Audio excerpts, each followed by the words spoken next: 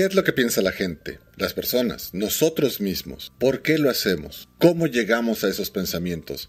¿Cómo podemos beneficiarnos de la forma en la que pensamos?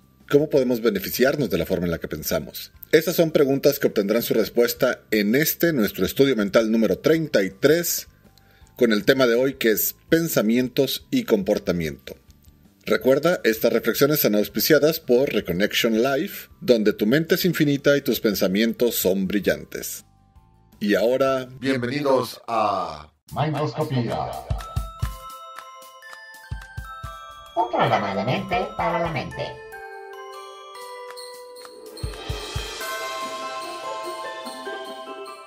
Nos acompaña la voz imaginaria de otra persona, el gaucho de la reflexión, Estoño. ¿Qué tal, amigos? Comparto micrófono con Héctor Cadena, impulsor del desarrollo personal y guía del bienestar. A nombre de ambos les damos la bienvenida a estas mindoscopías hechas para ayudarte a entender y mejorar tu mente y tu vida. Bueno, gracias, Estoño. Lo que piensa la gente es... Che, ¿te dijeron algo? Che, no es cierto, mira. Che, tranquilízate que lo del tutú tiene una buena explicación. Estoño, el tema de hoy es sobre los pensamientos y el comportamiento. Y trataba de preguntarte acerca de eso. Y me gustaría oír después tu explicación del tutú. Pero después, ¿recuerdas lo que hemos dicho sobre cómo empezamos a decidir y a formar pensamientos? Yo y mi gran bocota, che. Bueno, a ver, dame un momento, ¿sí? Ok, sí lo recuerdo. Hemos mencionado cómo basamos nuestros pensamientos en decisiones e información. Nosotros decidimos qué pensar en base a la información que tenemos. O eso es lo que recuerdo, che. Correcto. ¿Cómo respondemos a la pregunta ¿qué piensan las personas de ti? ¿Quieres decir lo que piensan los demás de nosotros? Precisamente. ¿Crees que podemos saberlo? No, bueno, en realidad no podemos. Si no lo dicen, y aún si no lo dicen, pueden decir una cosa y pensar algo diferente. Creo que más bien normalmente adivinamos, nos imaginamos o llegamos a asumir qué es lo más cerca que podemos de estar de deducir, sobre todo cuando hay algunas pistas basándonos en lo que nos dicen o en la forma en la que se comportan con nosotros. Y aunque podemos estar relativamente seguros, pues la verdad es que sin que nos lo digan claramente no podemos saberlo con certeza, che. Muy bien, y a la pregunta ¿qué pensamos nosotros de los demás? Pues al igual que ellos, nos formamos una opinión dependiendo de la información que tenemos acerca de ellos. Así puedes decidir que una persona es de una manera o de otra solo con verlo, inclusive con solo ver su fotografía. Aunque eso no lo decimos en voz alta, che. Pero pues así es. Y también podemos decidir no formarnos una opinión hasta saber más. Pero como dicen, siempre cuenta la primera impresión, que causa precisamente eso, una impresión en nuestra memoria, che. En lo personal prefiero la filosofía de no juzgar el libro por su portada. Hablar con las personas y dejar que ellas mismas vayan formando la imagen sobre ellos mismos. Creo que es lo más adecuado porque no conocemos las circunstancias que han hecho que se vean bien o que se vean mal en ese preciso momento.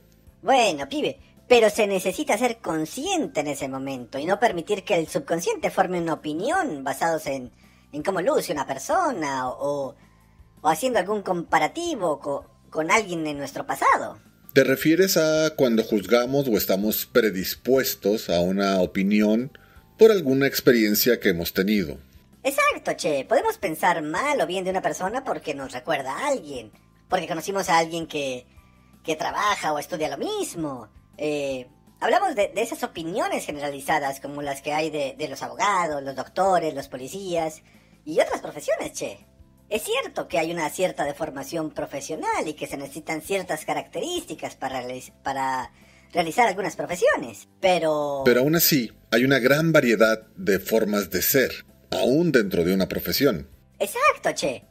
Por lo que hay que preguntarnos a nosotros mismos, si no tenemos una predisposición, ya sea buena o mala, para alguna característica en especial o en particular. Como que los jóvenes no saben de lo que hablan, que los niños no tienen respuestas, que los hombres tienden a la violencia, que las mujeres son mejor para organizarse en la casa, que dependiendo de tu raza puede ser mejor o peor en ciertos deportes. De eso estoy hablando, che. Los jóvenes pueden no tener experiencia o la sabiduría de la edad, pero eso no quiere decir que no tengan inteligencia o que no tengan más información que nosotros.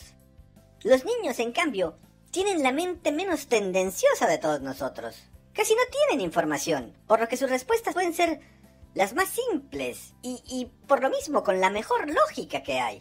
Ahora bien, cuando descubrimos en nosotros mismos una predisposición, lo mejor es ser conscientes de ello. Estoy de acuerdo contigo, Che. De esa manera, es menos probable que nos engañemos a nosotros mismos acerca de los demás y de nosotros mismos. Además de que es muy útil para el pequeño empresario, el trabajador o inclusive a nivel personal. ¿Cómo es eso, Che? Simple, cuando tienes tu propio negocio, entre mejor te conoces, más objetivo puedes ser. Ah, y entre más objetivos somos, mejor vemos a nuestros clientes, por ejemplo.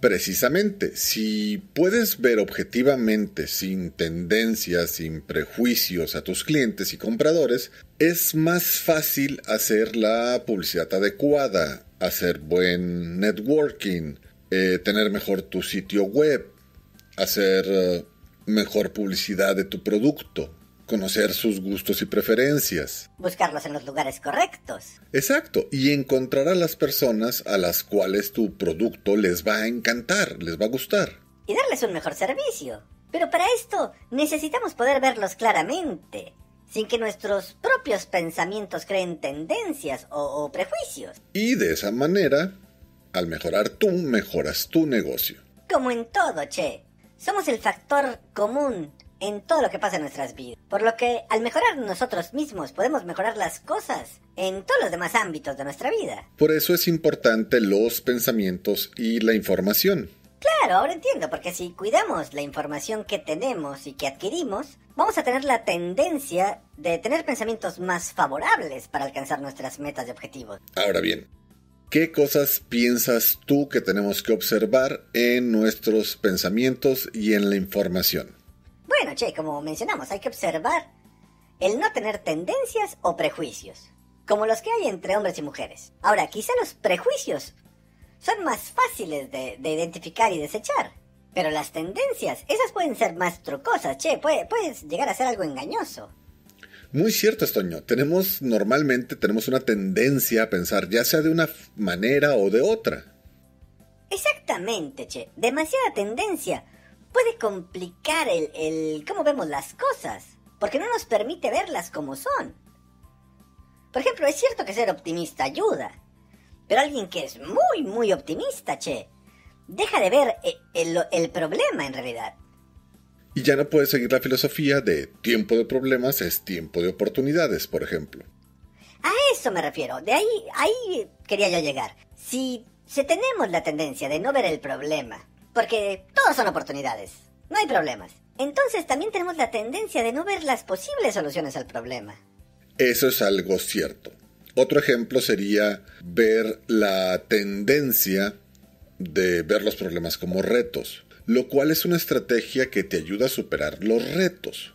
Te ofrece la oportunidad de visualizarte con mayor fuerza de voluntad. No te preocupas porque es un problema, supuestamente. Pero esa misma tendencia que te hace superar los retos puede llegar a evitar que soluciones los problemas. Los puedes superar, Che, pero no necesariamente los solucionas. Porque el pensamiento que hay en la mente es precisamente la información. La instrucción es superar. Y quizá lo puedas superar solo aguantando un rato en lo que pasa el problema. Y ya con eso lo superaste. O puedes seguir otro camino donde no tengas que enfrentarlo. O puedes buscar simplemente dejar atrás el problema. No haciéndole caso, enfocándote en otro. Porque dentro de la idea de superar un problema hay muchas opciones, Che. Y solo una de ellas contempla el solucionarlo. Cuando solucionas un problema es mucho más difícil que el problema se te vuelva a presentar. Cuando superas un problema sin solucionarlo, es posible que vuelvas a tener que tratar con ese problema. Mira, Che, te la pongo fácil. Es como tener el problema de el auto tirando un poco de aceite. Puedes verlo como un problema o puedes verlo como un reto. Si lo ves como un problema, vas a hacer lo necesario para solucionarlo. Es decir, Haces lo necesario para que el motor no tire aceite. Pero al verlo como un reto a superar, bueno, che, la cosa es fácil. Puedes andar cargando tu latita de aceite cada 2-3 días, echarle un chorrito. Y el problema está superado. El motor no se va a quedar sin aceite. Claro, también puedes dejar de usar el auto hasta que alguien más lo componga o hasta llevarlo al taller. O puedes esperar una semana y ponerle una lata cada vez que cargas gasolina. Y el pensamiento viene de la información que nosotros mismos le damos a nuestro subconsciente. Así que cuando pensamos en superar un reto o superar un problema, hay una diferencia entre las dos cosas. ¿Y cómo manejar la información que tenemos o que estamos recibiendo? Una buena práctica es pensar y escribir el significado de ciertas palabras clave para nuestro comportamiento. Como el cómo enfrentamos una dificultad. Como la forma en la que enfrentamos una situación que no nos favorece. Cuando piensas en dificultad, ya estás pensando en algo difícil. Y no tiene por qué ser difícil, puede ser algo muy sencillo, como asomarse abajo del auto y apretar una tuerca para que ya no gotee aceite. Entonces, es cierto eso, che, de que hay que cuidar nuestras palabras, porque al pensarlas estamos definiendo el cómo entendemos las cosas. Hay que tener cuidado, prestar atención en la forma en la que definimos las cosas para nosotros mismos. La información que nos damos a nosotros mismos. Porque esa información se va a ir al subconsciente. Por ejemplo, cuando hablaste de dificultad, ¿qué es para ti dificultad? ¿Qué significa la palabra dificultad o el concepto de dificultad para ti? Bueno, che, pues sí, tienes razón. Una dificultad para mí es algo difícil. Y normalmente la solución es cara, ya sea en tiempo o dinero. Es cierto, no pienso en dificultad y lo relaciono con algo rápido y sencillo de solucionar. ¿Y si te digo un contratiempo o complicación? Ah, bueno, eso es diferente, che. ¿Te pasó algo que te quitó el tiempo? O algo que te complicó las cosas. Yo uso mucho la palabra complicación. No es una dificultad o problema. Es algo que simplemente hizo las cosas un poco más complicadas. Precisamente, hay muchas formas y niveles para tratar con lo que no nos favorece. Como cuando dices no favorable en lugar de desfavorable. ¿Te diste cuenta? Desfavorable puede significar que no nos favorece. Pero al usar no favorable, me refiero a la idea de que puede ser algo que no nos afecta, ni para bien ni para mal, pero que podemos cambiar de manera que nos sea favorable. Igualmente, algo que no nos es favorable lo podemos cambiar de tal manera que nos sea favorable. A diferencia de cuando manejas la información con el concepto de desfavorable, que la puedes llegar a trabajar y hacerla neutra, y deja de ser desfavorable. Pero eso no quiere decir que la convirtamos en algo que nos convenga. Precisamente a eso me refiero. Imagina que tienes una caja grande con cosas que deseas guardar por una temporada. No te puedes deshacer de las cosas, pero no hay dónde ponerla. ¿Y cómo verías tú eso, por ejemplo? Digo, yo lo veo como una molestia. Pero pues me imagino que la pegaría a una pared o la pondría en algún lugar donde no estorbara el paso, mientras pienso qué hacer con ella. No sé, llevarla a otro lado, guardarla en casa de un amigo, algo, che. Y la caja podría estar ahí días o semanas, supongo. Yo veo un problema y automáticamente mi mente comienza a buscar una solución, porque así la he trabajado, así he puesto la información. Nuestras herramientas mentales nos ayudan. Hay un problema, mi mente comienza a buscar soluciones. Eso es lo que me ayuda a ser creativo a mí. Bueno, sí, podría pasar algún tiempo antes de que encontrara una solución. ¿Y qué tipo de solución podrías aportar vos? Bueno, puedo poner la caja en una esquina y ponerle una base con una tela encima y convertirlo en una mesa. Se puede distribuir el contenido en diferentes cajas más pequeñas que sí pueda yo guardar. Puedo deshacerme de cosas que ya no quiero para hacerle espacio a esa caja. Y puedo seguir pensando soluciones hasta encontrar la adecuada, la que pueda realizar. Porque para mí, es decir, en mi mente, cuando te enfrentas a un problema solo tienes dos opciones. Lo puedes ignorar o lo puedes solucionar. Bueno, che, la pregunta que me viene es, ¿y cuando no puedes solucionar un problema, qué haces? Ese es el punto. ¿Qué pasa si te digo que pienso que cuando conoces el problema, tienes el 50% de la solución? A ver, déjame verlo desde tu punto de vista. Los problemas siempre tienen solución. Y cuando conoces el problema, tienes el 50% de la solución. Eso quiere decir varias cosas, che. ¿Cuáles entiendes tú? Bueno, la primera es que siempre hay que dedicarle tiempo a entender el problema. Y si no encuentras soluciones porque no lo estás entendiendo bien. También que cuando entiendes el problema puedes darte cuenta de lo que necesitas para solucionarlo. ¿En qué estás pensando? Bueno, che, pensaba que si tienes un problema con alguien, estás entendiendo el problema y haces lo que tú puedes para solucionarlo. Pero si la otra persona no hace su parte, pues ya no está en ti la solución, che. ¿Puedes darme un ejemplo? Porque me perdí un poco ahí. Sí, che, digamos que tengo una discusión con alguien y nos dijimos cosas desagradables uno al otro. Yo veo el problema de que nos lastimamos por una tontería, así que voy y me disculpo. Y estoy dispuesto a perdonar, todo sinceramente. Pienso en lo que tengo que hacer para no dejar que los ánimos se calienten de esa forma en el futuro. Pero che, eso es todo lo que yo puedo hacer para solucionar el problema que hay entre los dos. Bueno, che, pero la otra persona también tiene que hacer su parte. Y si por ejemplo no me puede disculpar, pues la solución de ese problema ya no está en mis manos. Lo cual, aun cuando no se soluciona el problema, solucionas otros problemas que se desencadenan de él, porque te quedas con la tranquilidad de que tú ya hiciste todo lo posible. Exacto, che, tú ya hiciste todo lo posible. Pero a eso me refiero. Como mencionamos en el programa pasado, si no entiendo el problema, o tomo la responsabilidad equivocadamente, y no veo que hay una responsabilidad compartida, que los agravios fueron dados y recibidos por ambos, Pues con la información errónea de que fue culpa tuya y solo tuya, o que fue solamente de la otra persona. En cualquiera de los dos casos, tu comportamiento va a ser diferente gracias a esa información. Y quizá estoy provocando que la solución sea más complicada de alcanzar. Y esto es un buen ejemplo de cómo la información influye en nuestro comportamiento. Si piensas que la culpa es de la otra persona, bueno, pues puedes comportarte o sentirte como la parte agraviada, sentirte el ofendido, o puedes hacerte la víctima y puedes dejar que la otra persona encuentre la solución a la situación. Y tú solo poner barreras o peros o castigarlas o alejarlas por lo que hicieron.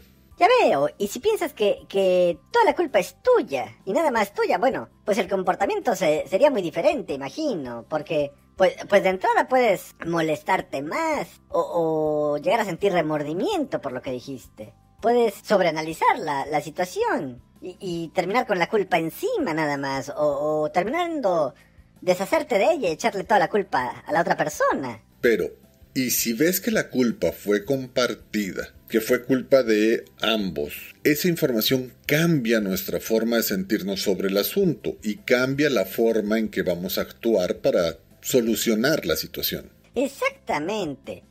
Por lo que mencionas, ya veo que es realmente importante entender bien el problema para poder encontrar la solución. Es importante tener la información para definir el comportamiento. Eso es cierto, y además hay otro punto.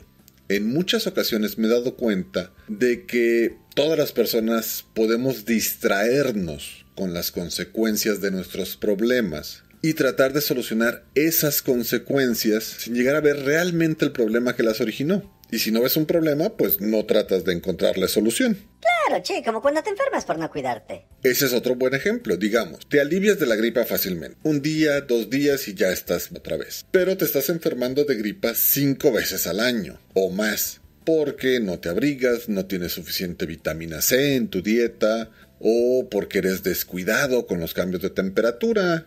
Sales y entras sin ponerte o quitarte la chamarra. Y eso hace que te enfermes muy seguido de la gripa. Por lo que te la arreglas fácilmente con la gripa en realidad. Pero no estás solucionando el auténtico problema. Che, y vas a seguir enfrentándote una y otra vez al mismo problema, con el mismo comportamiento. Te enfermas, te cuidas 2 días, te alivias. Te enfermas más adelante, te cuidas 2 días, te alivias. Pero che, no estás viendo el problema.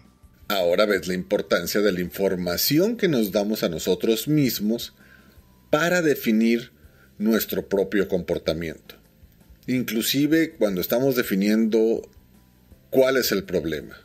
El problema no es tener gripa o aliviarse la gripa. El problema es por qué me enfermo de la gripa. Ciertamente.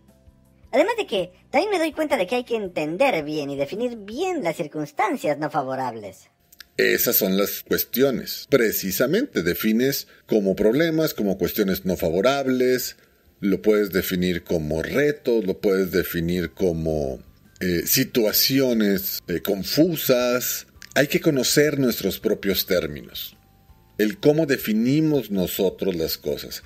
Los conceptos o las palabras que usamos diariamente para definirlas es lo que las convierte en algo favorable o desfavorable. Y es algo para tener en cuenta porque eso influye en la forma en la que nos comportamos, que puede que no sea favorable o que no sea favorable. Si cuidamos los conceptos y las palabras, podemos hacer que esos conceptos no sean favorables. De manera que nos ayuden a tener una mejor actitud, una mejor voluntad de hacer las cosas. Obtener inspiración, y es una forma sencilla de mejorar cada vez un poquito más en nuestro desarrollo personal. Lo cual es el objetivo de Reconnection Life. Ayudarnos a tener una vida mejor, a pensar de mejor manera. Exacto. Mostrándote el camino de menor resistencia para el cambio. Un cambio para mejorar. Podéis buscar Reconnection Life en Facebook, YouTube o visitar nuestro sitio web. Si te han gustado los programas, danos una reacción o dejarnos un comentario en cualquiera de las plataformas. Participa y exprésate. Estoño y yo esperamos haberles ayudado a conocerse un poquito más. Los invitamos a explorar sus propias ideas y su mente y a seguirnos escuchando. Recuerden, amigos, cada mindoscopía es un estudio mental diferente sobre temas que te ayudan en tu desarrollo personal. Ven a Reconnection Life, donde tu mente es infinita y tus pensamientos son brillantes. www.reconnection.life. Amigos, les deseamos un estupendo día lleno de alegría y reflexiones. Recuerda, cuando mejoras tú, mejoras todos los aspectos de tu vida. Se despide de ustedes, Héctor Cadena. Guía para el desarrollo personal y el bienestar. Estoño se despide. Mindoscopía. Un programa de mente para la mente.